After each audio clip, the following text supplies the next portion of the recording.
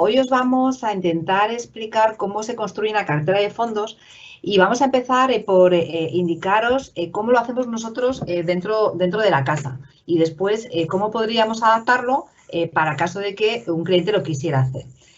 ¿Cómo hacemos nosotros estas construcciones de fondos dentro de Singular Bank? Para empezar, contamos con una arquitectura abierta de productos. Siempre que oigáis la palabra arquitectura abierta, lo que quiere decir es que existe una gran variedad de productos para poder seleccionar y meter dentro de esas carteras.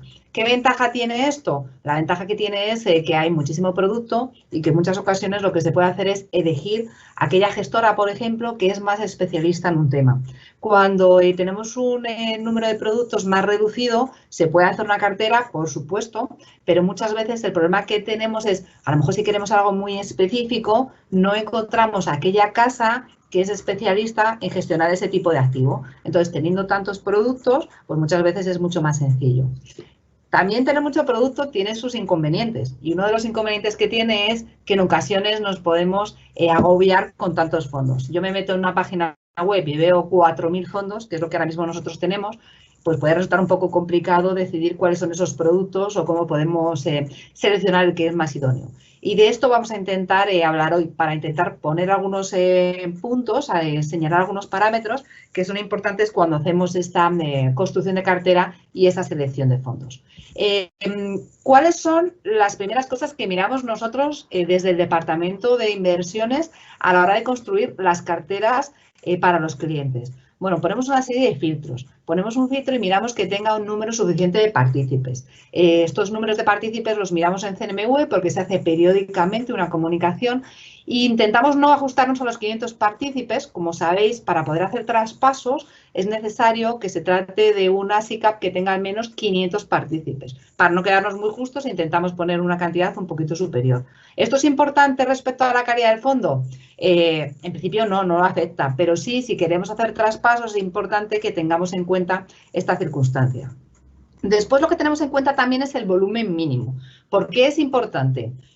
Pues puede ser malo tanto por exceso como por defecto. Cuando son fondos muy pequeñitos, sobre todo además si tenemos una cantidad importante para invertir, tenemos que pensar que vamos a tener un porcentaje alto del fondo. Es decir, que si en un momento dado o podría haber una persona que tuviera un patrimonio alto y si, por ejemplo, hace un reembolso, eso puede afectar a los partícipes que en esos momentos están invertidos, porque el gestor para atender a los reembolsos tiene que hacer ventas y, por tanto, puede afectar al valor liquidativo. Tienen que ser muy pequeños, pero bueno, es un factor que tenemos que tener en cuenta. Y luego, por exceso, hay fondos, sobre todo en determinadas temáticas, que cuando empiezan a ser muy grandes, al gestor le resulta muy difícil gestionarlo. Vamos a suponer, por ejemplo, un fondo que está centrado en pequeñas compañías alemanas. Evidentemente hay muchas pequeñas compañías alemanas, pero no hay infinitas compañías alemanas. Es más fácil invertir en compañías grandes en Estados Unidos, que hay muchísimas más. ¿Qué es lo que ocurre si el fondo se está gestionando muy bien y empieza a entrar mucho dinero? Que el gestor, las primeras cantidades que le entran, lo que hace es seleccionar aquellas compañías que considera que son las mejores. Pero cuando empieza a tener mucho dinero, empieza a tener problemas. Y dice, ¿y ahora dónde invierto toda esta cantidad de dinero? Y a lo mejor se tiene que ver obligado a comprar cosas en las que no tiene tanta convicción. En esos casos, cuando un fondo ha llegado a lo que se llama su máximo de capacidad, muchas veces lo que hace el gestor es que lo cierra y dice, ya no hay más, no puedo aceptar más suscripciones porque empezaría a afectar al buen funcionamiento del fondo. Importante también que tenga un cierto histórico. Evidentemente las rentabilidades pasadas no garantizan que de cara al futuro vaya a ir bien, pero si nosotros vemos que es un gestor que es consistente a lo largo del tiempo, eso nos da una cierta garantía y por lo menos, bueno, le pedimos que tenga una cierta experiencia. Y luego miramos otros filtros, que el fondo esté registrado en España, que no haya habido cambios sustanciales en el último año, esto es importante. Por ejemplo, si se ha marchado el gestor y lo ha hecho muy bien, pero ahora ya no está ese gestor, a lo mejor hay que buscar otra inversión. Y luego también lo que tenemos en cuenta son determinadas categorías que en un momento dado pudieran estar excluidas. Y esto del mismo modo lo podéis trasladar, casi todo lo que os voy a contar lo podéis trasladar a la posibilidad de hacer vosotros mismos la cartera. Por ejemplo, si nos gusta el sector energía, que invierte en petróleo, pues porque no, desde un punto de vista socialmente responsable, no estáis de acuerdo, pues por ejemplo, algunas categorías se pueden excluir. No es este el caso, pero bueno, podría llegar el caso de excluir alguna categoría concreta, pues porque no cuadre con nuestra filosofía de inversión o no cuadre con nuestra visión sostenible del mercado. Una vez que se ha hecho eso, lo que se hace es aplicar una serie de filtros cuantitativos. ¿Qué se analiza? Oye, pues miramos cuando tenemos varios fondos para elegir dentro de una categoría, miramos cómo se ha comportado, por ejemplo, sus rentabilidades históricas, miramos cómo se ha comportado las máximas caídas que ha podido tener en un momento dado, miramos qué calificación tiene por algunas empresas independientes como Morningstar, miramos el tiempo de recuperación. El tiempo de recuperación y la máxima caída son dos cosas que miramos juntos. La máxima caída es, en momentos de estrés financiero, ¿cuánto es lo máximo que ha caído este fondo? ¿Y ha caído más o menos que el mercado? ¿Y ha caído más o menos que otros fondos de la categoría? Y una vez que ha caído, ¿cuánto tiempo ha sido necesario para que recupere esas caídas que ha tenido? Estos dos factores son importantes porque lo que nos hablan es de la solvencia del gestor para hacer frente a situaciones complicadas. El alfa es algo que también tenemos muy en cuenta. El alfa lo que nos dice es, a ver, cuando nosotros cogemos un fondo de inversión y decimos, bueno, este fondo ha subido un 10%, pero esto es algo bueno, es malo, es regular, pues muchas veces lo que decimos es depende de con qué lo estemos comparando. Es decir, si yo tengo un fondo que invierte en el IBEX 35 y ha subido un 10 y mi fondo ha subido un 10, pues en realidad está haciendo lo mismo que ha hecho el mercado. Ahí parece que el gestor no está aportando nada extra. Muchas veces cuando confiamos en una gestión profesionalizada, lo que buscamos es que ese gestor sea capaz de tener una rentabilidad por encima de la que me ofrece el índice de referencia. Entonces, bueno, todos estos aspectos son algunos de los que nosotros miramos para seleccionar los fondos desde el punto de vista cuantitativo. Y luego ya miramos otra cosa que tal vez esto es lo que es un poco más complicado para un inversor particular, sobre todo si no tiene mucho tiempo. Porque lo que nosotros hacemos es reunirnos con los equipos gestores, con las personas especializadas dentro de las gestoras y lo que intentamos es ver, oye, ¿qué hace el equipo gestor? ¿Cuánto tiempo lleva? ¿Qué experiencia tiene? ¿De quién está rodeado? ¿Es solamente un analista o está rodeado de un equipo de analistas que a lo mejor están especializados por sectores? ¿Qué filosofía están implementando en la cartera? Luego también miramos temas relativos con la gestora. Es una gestora transparente, que cumple criterios de sostenibilidad, cómo remunera a los empleados, da información siempre que se pide. Todo esto es importante y nosotros tenemos acceso a esta información que, como digo, es un poco más complicada para un cliente particular, pero todas estas son las cosas que nosotros tenemos en cuenta para hacer esa selección de fondos.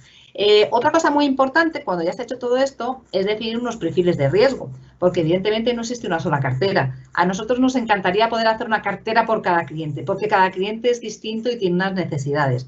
Al final, como esto es muy difícil, se estandariza y se establece una serie de perfiles y en función de esos perfiles habrá unos productos que sean más idóneos en cada uno de estos carteras. Entonces, en algunos tendrá más renta fija para las conservadoras, en otros habrá más renta variable y de este modo es muy importante establecer cuál es el perfil de riesgo para saber qué fondos podrían ser adecuados en esa construcción de la cartera. Y aquí tenéis una pequeña descripción, pero que es la nuestra. Como decimos, como estábamos diciendo, aquí lo importante es haber evaluado previamente cuál es nuestro perfil de riesgo y saber más o menos en qué perfil entraríamos y comprar activos que puedan estar adecuados al mismo. Dentro de la web tenéis una serie de cestas, no son carteras, pero sí que son cestas, que teniendo en cuenta el perfil de riesgo que tienen los fondos individuales en CNMV, os puede dar una pequeña idea de cómo podría estar compuesta una cartera más conservadora, equilibrada y arriesgada.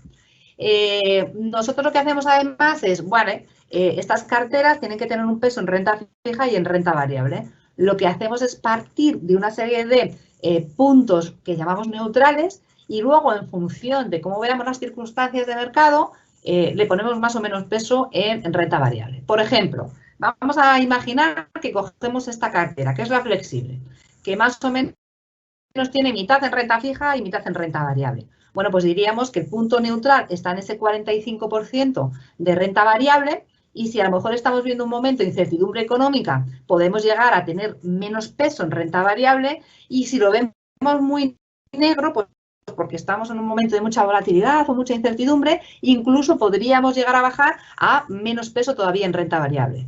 O al contrario, en el caso de que lo veamos claro. Entonces, esto más o menos sí que lo podéis vosotros tener en cuenta para saber, oye, ¿cuánto tiene que tener mi cartera de renta fija y de renta variable? Para saber que más o menos estoy adecuado. Se pueden partir de estos puntos neutrales y luego a partir de ahí ir evolucionando para saber qué es lo que tenemos que meter. Y luego, por supuesto, muy importante la monitorización. Esto ya no solamente nosotros, sino cualquier persona que se haga una cartera, no vale hacerla y dejarla ahí. Es muy importante ir evaluándola.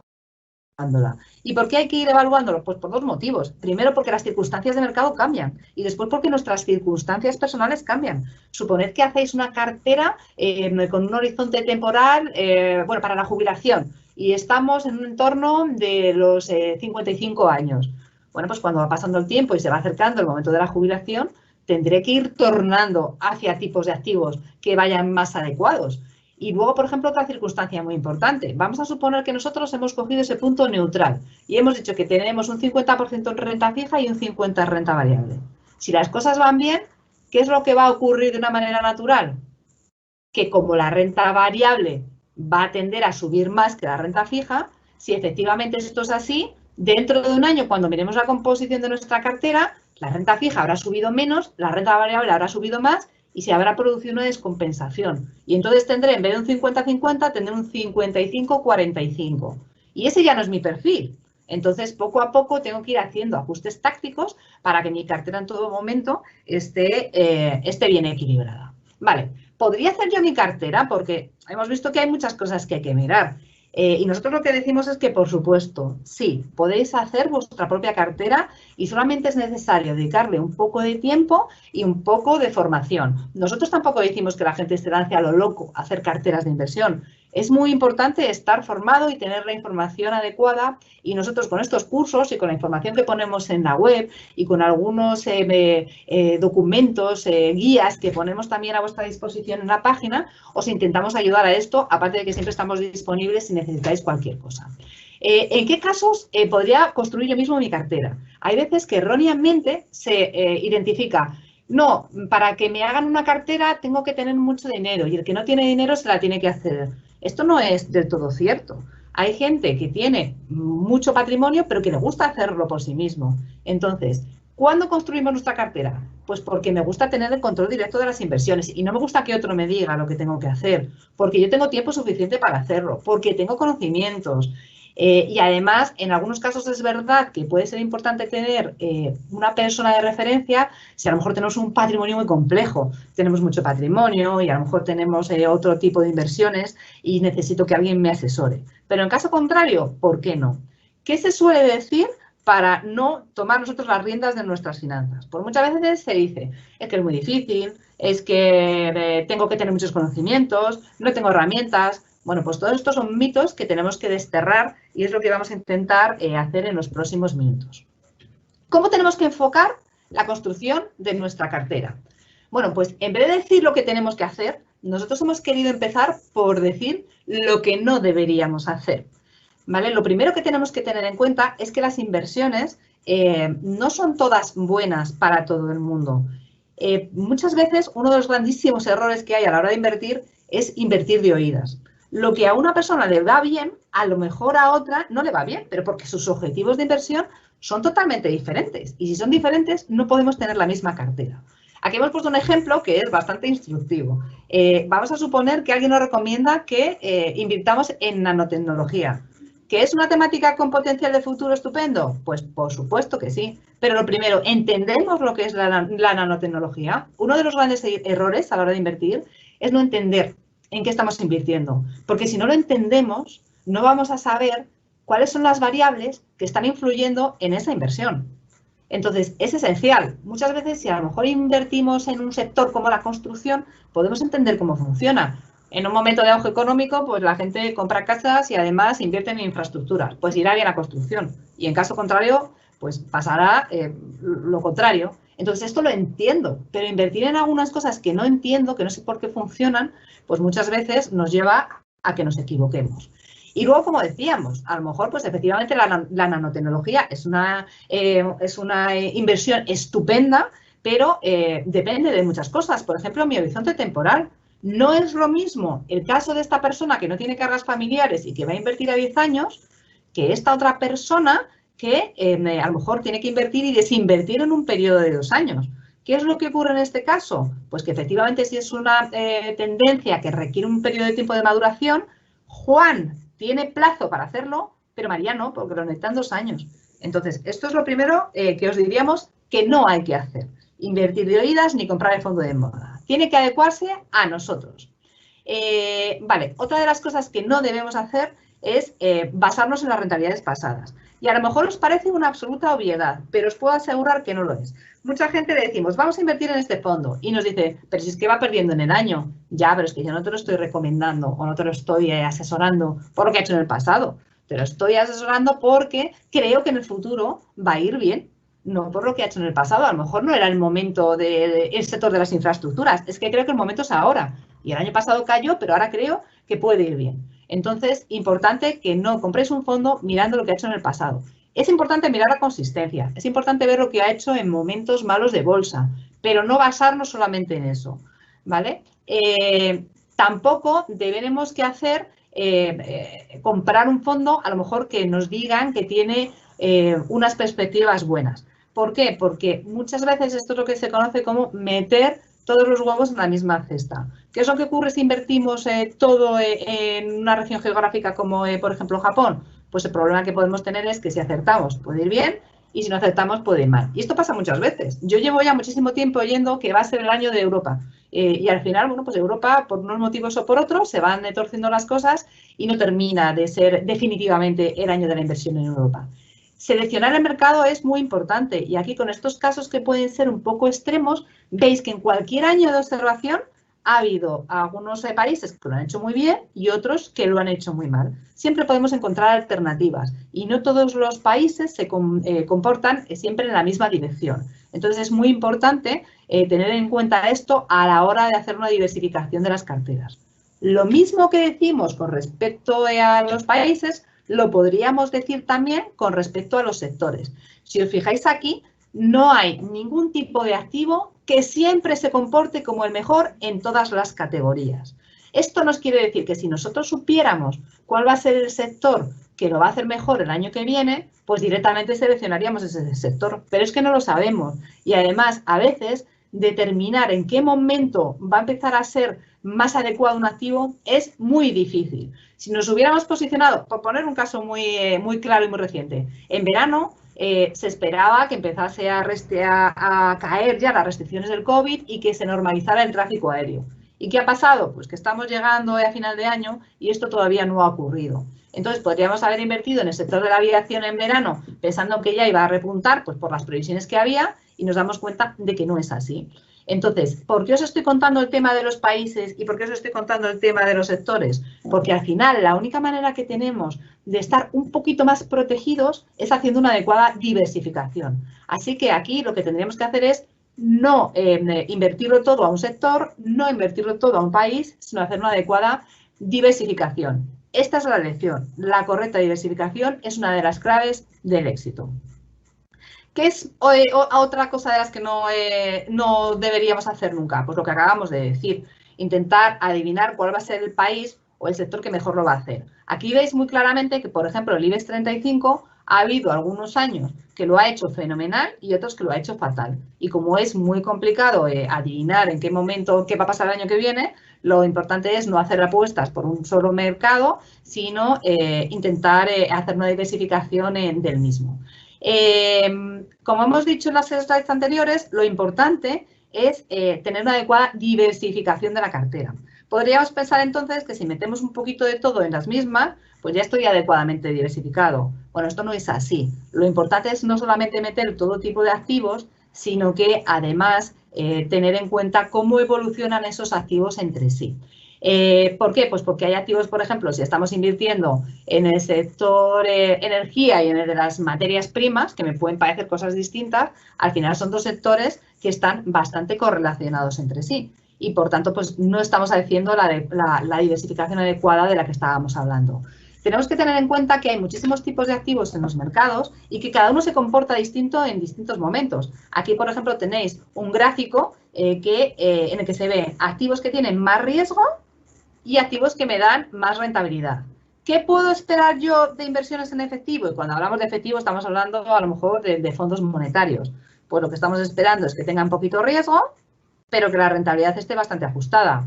Si me voy al otro extremo y quiero invertir en renta variable global, pues ya sé que va a tener una rentabilidad más elevada, potencialmente, pero el riesgo que estamos asumiendo es inferior. Así que es importante conocer todos los distintos activos que tenemos a nuestro alcance a la hora de constituir una cartera de inversión. Cuando nosotros estamos componiendo una cartera, es muy importante tener en cuenta un factor, y es que cuando yo hablo de riesgo, hay dos componentes importantes. Primero está un componente objetivo. Este componente objetivo es, a la hora de determinar mi perfil de riesgo, ¿cuánto puedo yo perder sin que esto suponga un cambio en mi vida? Aquí vamos a obtener una derivada que es muy importante y es nunca, jamás debéis invertir aquellas cantidades que podáis necesitar en un futuro cercano. Solamente se debería invertir aquello que no vamos a necesitar en el corto plazo. Pero es que además hay un componente subjetivo. Yo puedo tener perfectamente una situación súper holgada, este dinero lo tengo para invertir, pero es que resulta que luego eso no cuadra con mi componente subjetivo. Es que yo, después de haber invertido con una cartera que tiene el 70 en renta variable, porque puedo, porque el componente objetivo me lo permite, no duermo por la noche. Entonces, en ese caso, no estoy adecuado a mi perfil. Para hacer una cartera de inversión tenéis que tener en cuenta las dos cosas, el componente objetivo y el subjetivo, para tener una cartera totalmente adecuada. Vale, entonces, aquí como decíamos anteriormente, las circunstancias son distintas. No podemos hacer una cartera para cada uno de forma individual, pero sí tener en cuenta una serie de factores. ¿Y qué vamos a tener en cuenta? Pues vamos a tener en cuenta el plazo de la inversión, el objetivo, el nivel de ingresos, cuál es el horizonte temporal, ya no solamente los años, sino el horizonte temporal. Todo esto nos va a determinar si podemos ser más o menos arriesgados. Y una vez que conocemos esto, pues ya lo que podemos hacer es componer una cartera en la que va a haber distintos tipos de activos. Monetario, renta fija, renta variable Europa, megatendencias, inversión alternativa, ¿vale? Como os vamos a pasar a la presentación, luego esto lo podéis ver despacio. Y dentro de nuestra web, como decíamos, tenéis 3 modelos en el que podéis ver pues, distintas combinaciones de tipos de activos. Primer paso, a la hora de construir mi cartera, que ya hemos visto que todo lo anterior. ¿Cuál es el primer paso? Determinar cuáles son los activos que vamos a incluir en la misma. ¿Y cómo lo vamos a hacer? Pues como acabamos de decir, teniendo en cuenta el perfil de riesgo. Meteremos más monetarios si queremos poco riesgo, meteremos más renta variable si somos inversores, que no nos da ningún miedo a la volatilidad del mercado. Este sería el primer paso, determinar cuáles son los activos que vamos a meter en la cartera. Renta fija, monetarios, alternativos, todos los que hemos visto anteriormente. Segundo paso, determinar cuál va a ser el peso de cada activo. No vale meterlo todo equiponderado. Tendremos que ver si efectivamente tenemos que meter más o menos de cada uno de estos activos. Y esto es lo que hemos visto antes, que lo hemos estado explicando. Partimos de un punto neutral y a partir de aquí podemos ir ponderando en función de las circunstancias de mercado en cada momento. Es decir, no tiene que ser algo estático. Cada uno tiene que sentirse a gusto con el perfil, con su perfil y con el nivel de riesgo que está asumiendo. Y luego ya, claro, vamos más allá. Ya he determinado que tengo un perfil arriesgado. Y además en este perfil arriesgado voy a meter un 70% en renta variable y un 30% en activos de renta fija. Claro, pero ahora esto lo tengo que bajar a la tierra. ¿Qué fondos tengo que elegir para incluir? Si os acordáis la primera slide, hemos empezado diciendo que tenemos muchísimas gestoras y más de 4.000 fondos. Oye, qué difícil es esto, ¿no? Tengo que decidir cuáles tengo que meter dentro de cada uno. Bueno, pues para esto lo que podemos hacer es intentar buscar algunos criterios de selección para saber cuáles son los fondos que podrían ser más adecuados en nuestra cartera. ¿Qué tenéis que mirar? Dentro de la web tenéis, de la nuestra o de cualquiera que queráis usar, veréis que hay unas fichas de fondos que se construyen de una manera o de otra. Aparte, muchas veces también tenéis las fichas de las propias gestoras. Entonces, cuando os enfrentáis a una ficha, que muchas veces tiene una cantidad de información importantísima, lo que tenéis que mirar son algunas cosas. ¿Cuál es la estrategia del fondo? ¿Cuál es el proceso de inversión? ¿Qué rating tiene? Por ejemplo, si es renta fija. No es lo mismo una renta fija que tenga AAA, es decir, que tiene máxima solvencia, que un fondo de renta fija que está en high yield, que tiene riesgo de impago más alto. Entonces, lo tenéis que mirar. Ratios de comparación, lo que veíamos antes, la rentabilidad, la volatilidad, el Sharpe, ese alfa que te puede aportar el gestor, son algunos de los parámetros que se pueden mirar. La divisa en la que compramos el fondo, las comisiones a pagar. Si os parece, lo que vamos a hacer es ver brevemente por qué son importantes cada uno de estos fondos. ¿Por qué es importante mirar la estrategia del fondo? Porque necesito entender en qué estaba invirtiendo. Lo que decíamos anteriormente, a lo mejor hay algunos fondos que son muy claros. Un fondo que invierta, que se llame Fondo X USA, pues entendemos que invierte en Estados Unidos. Pero otros fondos es más complicado saber en qué está invirtiendo. Entonces vamos a leerlo para ver si se adecua a ese perfil que teníamos. El proceso de inversión, lo mismo, porque hay muchísimos tipos de inversión. Algunas invierten en pequeñas compañías, grandes, compañías de crecimiento, compañías de valor. Esto es importante también entenderlo. El patrimonio, porque ya habíamos visto al principio, ¿os acordáis? Fondos pequeños, fondos grandes. El rating que tiene, esto es importante porque si no tenemos mucho tiempo, habíamos visto que una de las partes más complicadas dentro del proceso de inversión en un fondo es esa parte más cuantitativa. Claro, un cliente no tiene acceso al gestor para que le explique en detenimiento. Entonces, al final los ratings, las estrellas Morning, Lipper, lo que nos ayudan es a saber que hay unos expertos que ya han hecho ese trabajo por nosotros y han evaluado algunos aspectos. Entonces, pues que un fondo tenga 5 estrellas Morningstar nos puede dar una cierta solvencia porque ha habido un equipo de analistas que ya han estado estableciendo una serie de criterios cuantitativos, cualitativos, de riesgo y que le han dado unas estrellas, le han dado una calificación que puede ser Silver, Gold, ¿vale? Entonces, lo podéis mirar que es importante. Luego, la importancia del gestor. Si efectivamente es bueno y ha tenido esos ratios como el del alfa, batiendo al mercado en todos los momentos, por ejemplo. La divisa es muy importante. ¿Por qué? Porque muchas veces sabéis que cuando un fondo está en otra divisa, esto significa que estáis asumiendo un riesgo extra. Si invertís, por ejemplo, en un fondo de renta fija, un gobierno en Estados Unidos, lo que estáis asumiendo es el riesgo de que efectivamente esa renta fija vaya bien, pero si está en dólares además, asumís la volatilidad de la divisa. Entonces es algo que tenéis que tener en cuenta para mirar si está en dólares, en euros o si está hedgeado, que esto significa que no tiene riesgo de divisa. Se identifica muchas veces porque tiene una H al final del nombre del fondo. Y luego las comisiones. Las comisiones es un tema que tampoco me obsesiono. Muchas veces no quiero fondos baratos. Bueno, ¿pero por qué? Pues vamos a ver si es bueno o no es bueno. Muchas veces es la diferencia entre a lo mejor un menú y comer a la carta. Si el fondo es muy bueno y bate a otros fondos de la categoría, pues me da igual que el gestor cobre mucho. Pues fenomenal, porque al final yo lo que quiero es que me lo gestione bien. Y si se lo merece, pues que se lo lleve. Claro, evidentemente comprar un fondo caro y que encima es malo, pues eso es lo que no tiene ningún tipo de sentido. Toda esta información que os estamos contando la tenéis a vuestra disposición en la web. Por ejemplo, aquí tenéis la política de inversión de un determinado fondo. Os decía antes, hay fondos que es verdad que son muy gráficos cuando lo veis el nombre y otros no. Por ejemplo, ¿qué hace este fondo? El de Pam Nugent. ¿Invierte en gemas? Bueno, pues no, lo tenemos que mirar. Es un fondo de megatendencias y cada una de estas letras identifica una de las tendencias que está metida dentro. Nanotecnología, ecología, sostenibilidad, ¿de acuerdo? Entonces, a simple vista, pues yo no sé lo que está haciendo este fondo. Y cuando ya me leo la política de inversión es cuando de verdad me entero. Entonces, se puede mirar esa política de inversión. Podéis mirar la evolución histórica. Antes hemos dicho que no es importante de cara al futuro, pero bueno, sí que es consistente pues para que veáis cuándo ha tenido las máximas caídas, cómo ha recuperado, cómo se ha comportado en momentos de crisis de mercado. Importante también que miréis estos datos básicos. Aquí se ve muy pequeñito, pero luego os vamos a pasar la presentación y además yo os estoy contando básicamente lo que se ve en cada uno de estos puntos. Aquí lo que se ve es la fecha de creación, así que ya sabéis si es un fondo que tiene más o menos track record. Aquí veis, por ejemplo, que está invertido exactamente. Y aquí veis también, por ejemplo, si paga o no dividendos y el patrimonio que tiene para saber si es grande o pequeño. Estas cosas son importantes, el tipo de activos en los que invierte, el patrimonio, si es traspasable o no, que esto lo que hacemos es remitir a CNMV.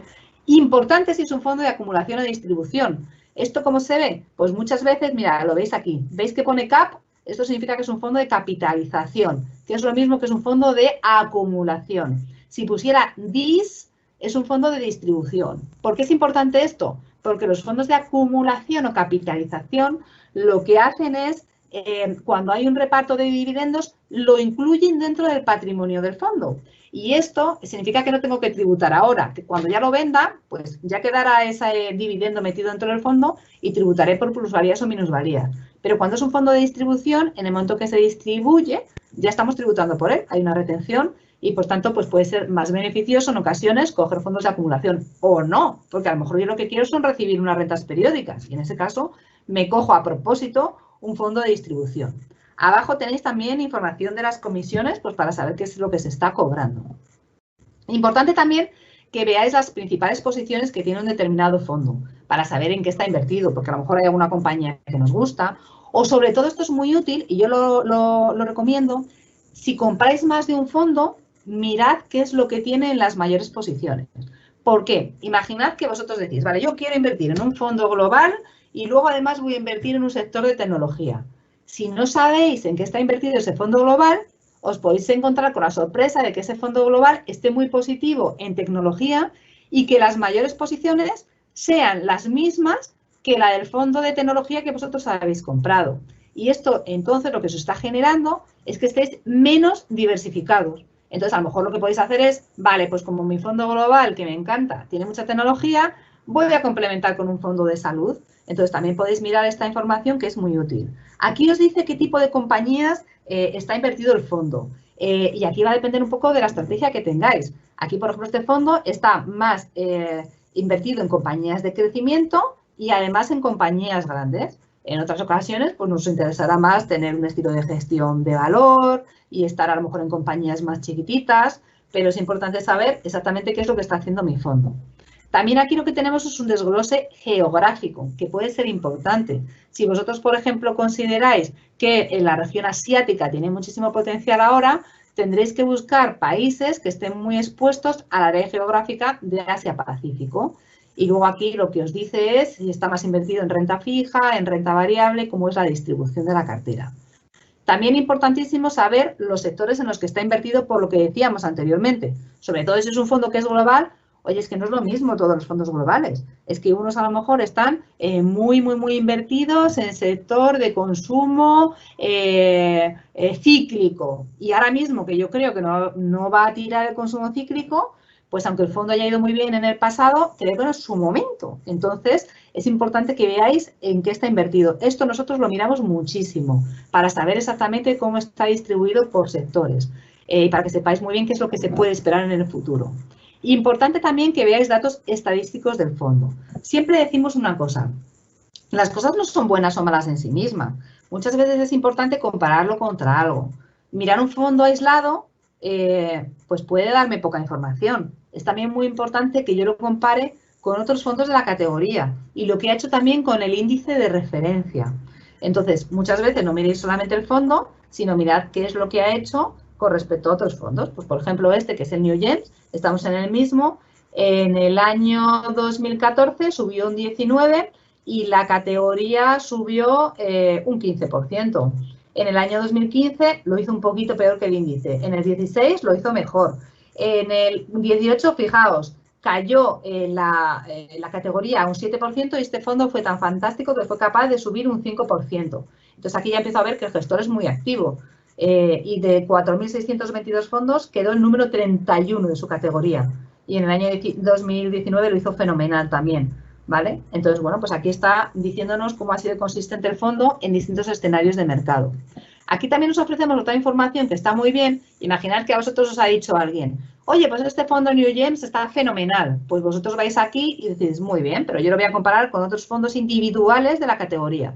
Aquí lo que hacemos es ofrecer una comparativa con otros fondos parecidos para que sepáis si este está bien o que, por el contrario, cambiáis de opinión y podéis seleccionar otro, ¿vale? Aquí os ponemos una comparativa de fondos parecidos.